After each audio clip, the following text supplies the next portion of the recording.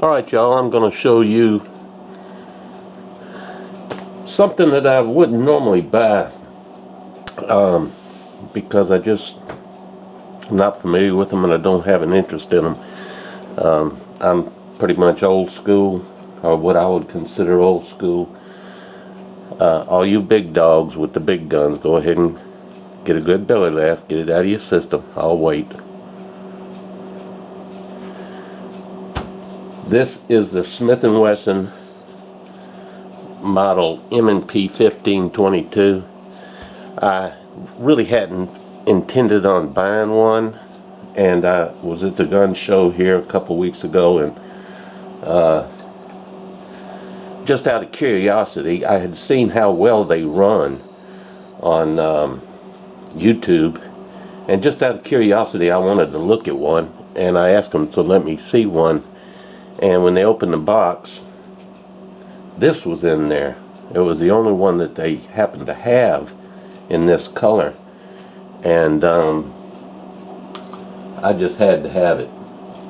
The Camo just said take me home, so here it is. And I'm gonna really like this little weapon. Now when I first got it, I didn't read the instruction manual. I don't ask for directions, and I don't read instruction manuals, and I took it out and just played with it, trying to figure out what did what. You can see it's got the rail system on the front. It's got a birdcage type flash suppressor on the front there. But I really liked the Camo, and I had just purchased a pistol, and I just had to have it, and I was afraid if I left without it, it wouldn't be there when I came back. Now, I don't really know a lot about this weapon, and this is just going to be a quick overview and show you, well, if I don't knock all the lights down. Yeah. Yeah, Magpul bad lever. I'll talk about that a little bit more in a minute. It comes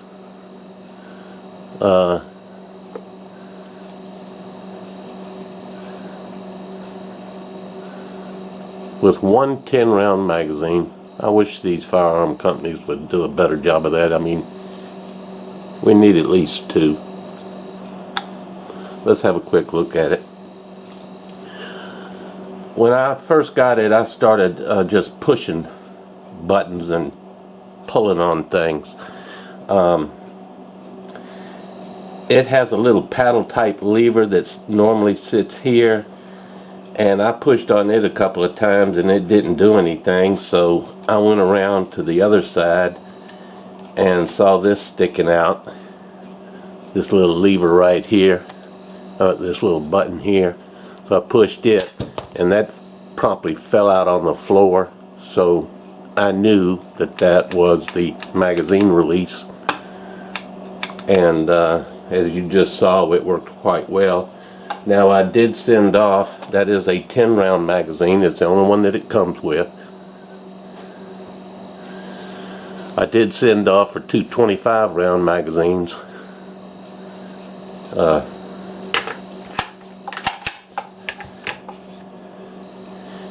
And they work equally as well. Here's one that's loaded. Give you an idea what it looks like loaded.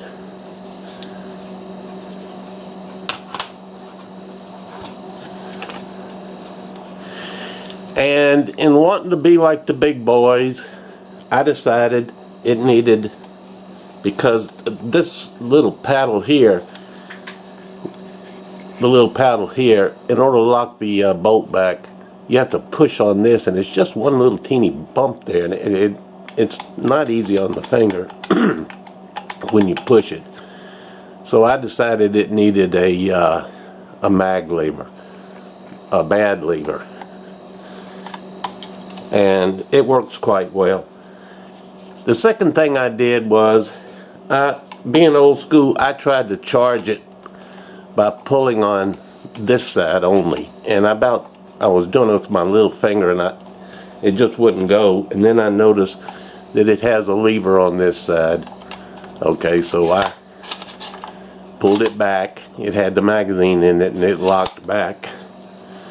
I'll go ahead and lock it back with the bad lever, or whatever they call the damn thing.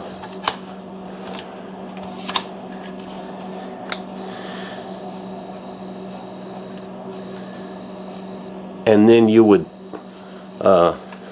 reach up over here and push this lever to release it. Well, for $26 I sent off for the Magpul bad lever, and it didn't fit.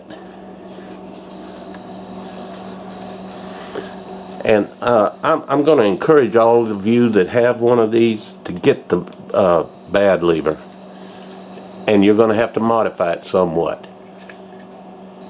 This rod right here is actually at an angle this way.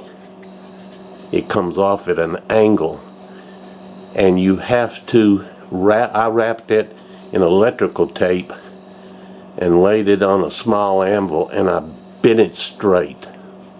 Okay, normally it's canted. Then I tried it on, it still didn't fit. This part here was also at an angle back this way, and it rubbed on the front of the trigger guard. So I wrapped it and I bent it this way, and all it took was one or two smacks with a hammer. Then I tried it on, and it fit perfectly, and it works great. I'll demonstrate it for you. There's the lever sticking out there, and all you have to do is just hit it. And when you want to lock it back, you just push it up with your finger. Works wonderful. I mean, just the slightest little bump and it releases the bolt. This gun weighs a little over 5 pounds. Now it's got the military type peep sights with the blade in the front. I'm going to replace that with a red dot because I'll be using this primarily at night. I'm going to fix it up with a light with a pressure switch up here someplace, and I'll be using it at night for varmints. Armadillos down here, if you get one, they will tear your yard up. It has it's about a 4-position stock. Okay. Here it's ambidextrous safety. You can put it on either side. It's a fire safe position and fire position.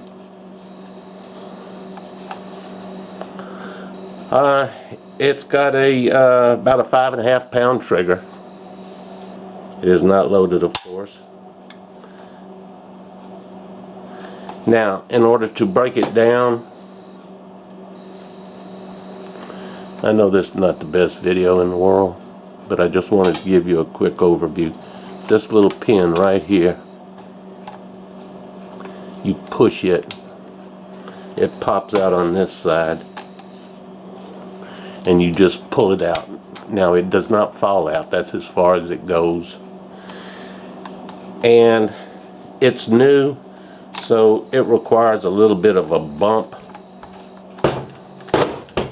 And it, well, shit, what'd that do? Alright, and it breaks open. Okay, and I'm not going to do it on camera because when I was fiddling with it and looking at it, I reached up here and pulled this and the bolt, and the charging handle, and there's a spring on a rod on the top of this bolt. When I pulled this out, it just all fell out all over the place, and I went into a panic mode because I didn't know what the hell had happened. But I got it put back in there. It's no big deal. But it allows you to clean it. You go straight down the tube, and then you just lock it back into place. Let's see what else.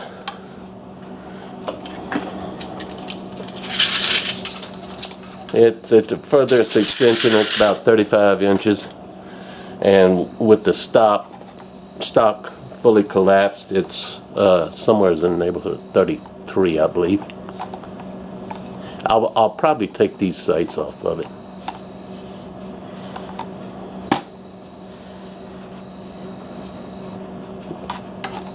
But I fell in love with the color. It was just unique, and unique gets my attention. Just a nice little weapon.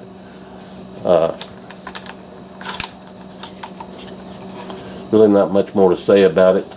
It has, I think y'all call this quad rail system. It goes all the way around. I may put one of those little, I don't know what to call it, little hand things up here. But it was not expensive, and I'm tickled to death about this thing, this bad lever. That is nice. Yeah, I forgot to put the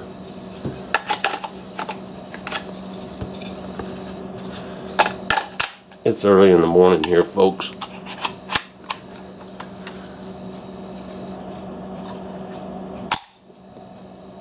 I get a kick out of that. So that's Smith&Wesson MP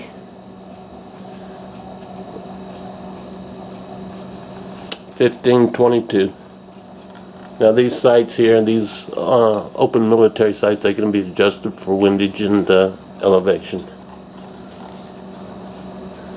But it's just a sweet looking little gun.